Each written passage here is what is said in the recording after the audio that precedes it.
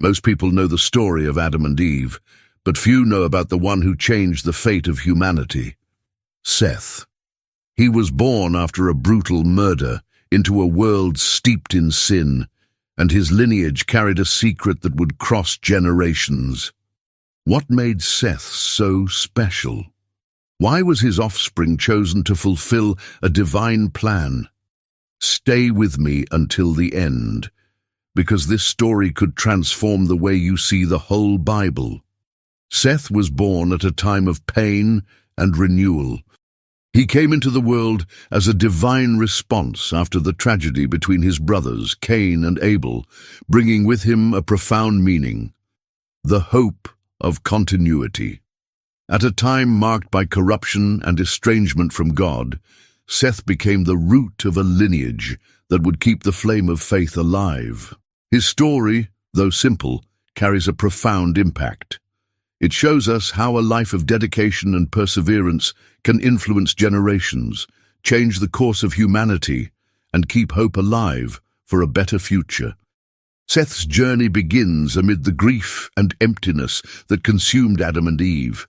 The loss of Abel, murdered by Cain, had plunged the couple into immeasurable pain. The world, already tainted by the curse of sin, now bore the weight of violence and separation. But it was against this bleak backdrop that a new promise emerged. When Seth was born, Eva couldn't contain her emotion.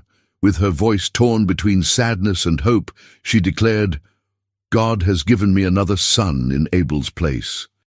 He came as an unexpected gift, a ray of light in the midst of darkness. From the start, there was something different about him. While Cain represented rebellion and the desire to tread his own path away from God, Seth seemed to carry the serenity of a river that flows naturally in its course. It was as if the Creator himself had marked his life in a special way, not through words, but through a purpose that manifested itself in his gestures and attitudes. Seth's early years were not easy. He grew up hearing stories about the Garden of Eden, a place his parents described with longing and regret. He imagined the trees, the rivers, and the perfect life that flourished before the fall. But at the same time, he carried the weight of knowing that he would never see that perfection with his own eyes. However, Seth was not a melancholy young man. There was a tranquility about him, as if he understood that, in time, a seed would germinate and fulfill its purpose. As he grew up, he stood out for his firm and serene posture. He wasn't a man of big words or extravagant gestures, but his presence conveyed something special. He seemed to see beyond the visible, understanding that his life was part of a bigger plan. The world around him continued to turn away from God. Violence, greed, and spiritual emptiness grew with each generation. But in the midst of this bleak scenario, Seth remained steadfast. He cultivated the land, built up his family, and held firm to his faith. His life was a constant prayer, a reminder that there were still those who recognized the Creator's hand in everything. And then something extraordinary happened. When her son, Enos, was born, a change began to spread. Until that moment, humanity seemed to be moving in a directionless direction, like a river heading towards the abyss. But little by little, tiny sparks of hope began to emerge. It was in Seth's house that these flames began to burn. He taught Enos about the Creator, sharing the promises that Adam and Eve recounted with tears in their eyes. But unlike his ancestors, Enos didn't just want to hear stories about God. He wanted to meet him in person, to really seek him out, and that's exactly what began to happen. Gradually, the people around him noticed something different about Seth's family. It was as if they carried an invisible light, a glow that contrasted with the growing darkness of the world. Inspired by this presence, they began to call on the name of the Lord. This call was not just an empty ritual, it was a deep cry, a sincere search for connection and redemption. Seth observed everything with serenity, but he knew that this moment was crucial. He understood that these were not just words thrown to the wind, but the beginning of something great, a change that he might not see in its fullness, but that he knew was essential. Looking at Enos, Seth saw in him the strength of a river that, even though it faced rocks along the way, continued to flow. Faith was being rekindled, and a new era was dawning. A legacy of faith in the midst of darkness. While Seth's lineage flourished spiritually, the world around him continued to turn away from God. Corruption grew, and the contrast between the descendants of Seth and the descendants of Cain became more and more evident. On the one hand, there were those who sought the Lord, calling on his name and living a life of obedience. On the other, a generation given over to violence, pride, and the unbridled quest for power. It was as if the land was divided between two paths that grew further apart with each generation. Seth, now older, contemplated all this with a mixture of peace and concern. He knew that his lineage carried an immense responsibility to keep the connection with God alive in a world that was increasingly hostile to faith. His son, Enos, already stood out as a spiritual leader, someone who not only knew God, but inspired others to seek him too. And as time went by, other descendants of Seth emerged, each carrying on the continuity of this heritage. A lineage marked by hope. Human history was beginning to be shaped by the choices of these two lineages. While the descendants of Cain built cities and sought greatness for themselves, the descendants of Seth stood like firmly planted trees, growing discreetly but deeply rooted in God. Among these descendants were figures like Kenan, Mahalalel, and Jared, men who kept the flame of faith burning in the midst of growing darkness. But it was with one of them that something truly extraordinary happened. The man who walked with God. His name was Enoch. From an early age, there was something unique about him. As the world became more and more corrupt, Enoch seemed to live at a different pace, as if he didn't belong to that time at all. People spoke about him with wonder and mystery. They said that his connection with God was so strong that he seemed to hear his voice in the wind and see beyond the visible. And then something happened. Unlike any other man before him, Enoch didn't die. Genesis 5:24 tells us that Enoch walked with God, and he was no longer found, for God took him to himself. This was unprecedented. While all the men before him lived and died, Enoch was raptured, taken directly into God's presence without experiencing death. This event left a profound impact on those who still sought the Lord. It was as if God was sending a clear message. He was still present, attentive to those who sought him with all their heart. For Seth, this event was confirmation that his lineage carried something special. God's plan was still underway, and his descendants were part of it. The land in decline. But while the faith of Seth's lineage grew stronger, humanity as a whole continued its journey towards chaos. The descendants of Cain prospered in their earthly conquests, building imposing cities and becoming masters of the art of war and domination. They accumulated wealth, but became increasingly spiritually poor. Greed and immorality grew unchecked. Men lived for themselves, completely ignoring the Creator, and then something began to happen. The earth, tired of man's corruption, seemed to groan under the weight of sin. It was as if the whole of creation was feeling the effects of the wickedness that was spreading without limit. It was against this backdrop that a new name emerged in Seth's lineage. The birth of Noah. Among Seth's descendants, one man stood out: Noah. From an early age, Noah was different. While the world around him sank into depravity, he remained upright.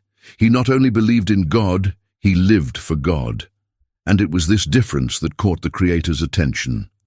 In the midst of a world that rejected him, God found in Noah someone trustworthy, and then he revealed something that would change the destiny of humanity forever. A call to build the unimaginable. Once, while Noah was working on the land, God spoke to him. The message was clear and frightening. Humanity's wickedness had reached an unsustainable point, and God would bring judgment on the whole earth through a great flood. But there was a way out. God instructed Noah to build an ark, the only hope of salvation for him and his family. The task was gigantic. Building the ark would take years, and Noah knew he would face mockery and resistance from those around him. After all, it had never rained on the earth before. For many, what Noah was saying was madness, but Noah didn't question it. He simply obeyed. Every hammering, every piece of wood fitted into the ark was an act of faith.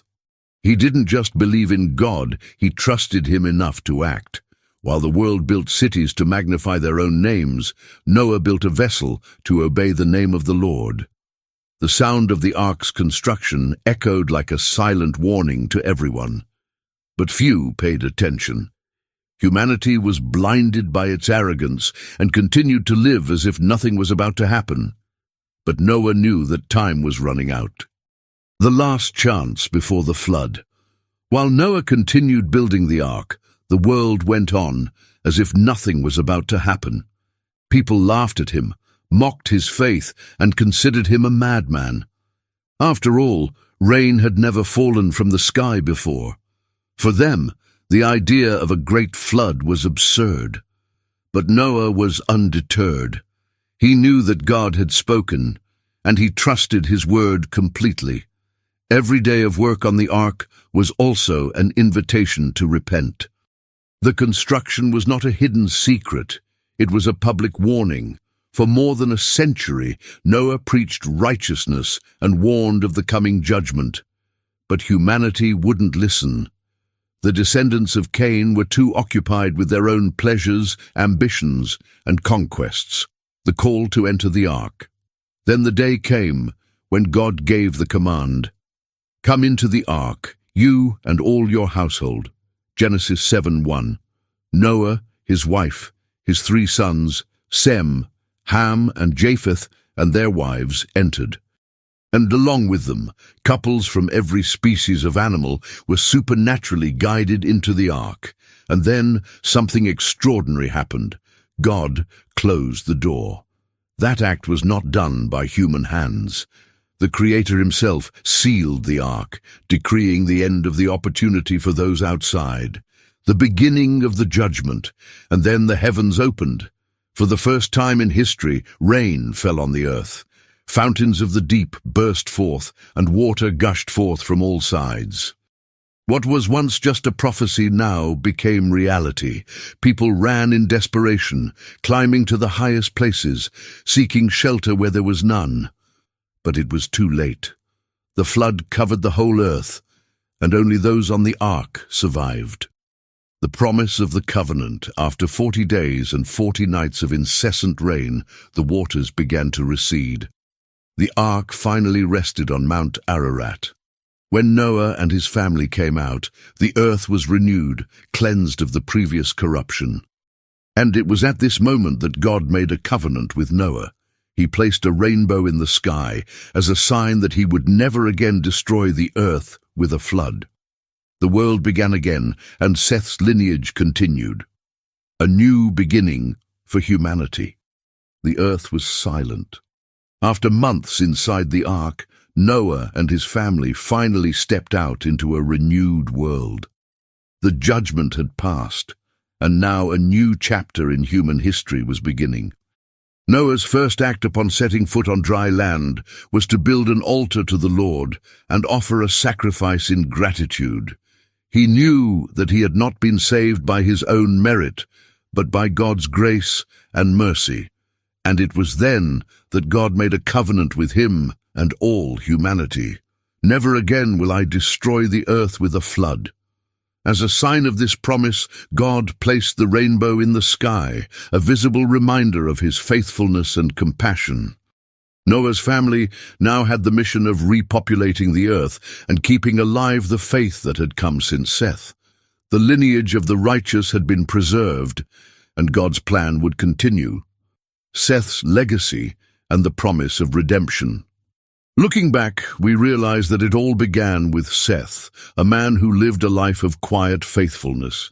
He didn't build grandiose cities like the descendants of Cain, but his spiritual heritage shaped the future of humanity.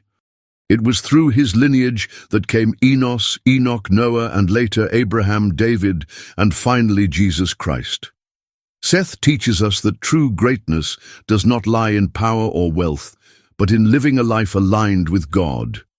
His name meant appointed or granted, and indeed, he was a gift from God to continue the plan of redemption. What now? What will you do with this story? Today's world is not very different from that time. There are still two paths, one that takes us away from God and one that brings us closer to Him. The choice is before us. Will you follow in Cain's footsteps, living for yourself? Or will you follow the line of Seth, seeking God and leaving a legacy of faith for generations to come? If this message has touched your heart, share it with someone who needs to hear it. And remember, God still seeks those who call on Him and walk in His ways. May we be like Seth, firm, faithful, and participants in the divine plan. See you in the next video.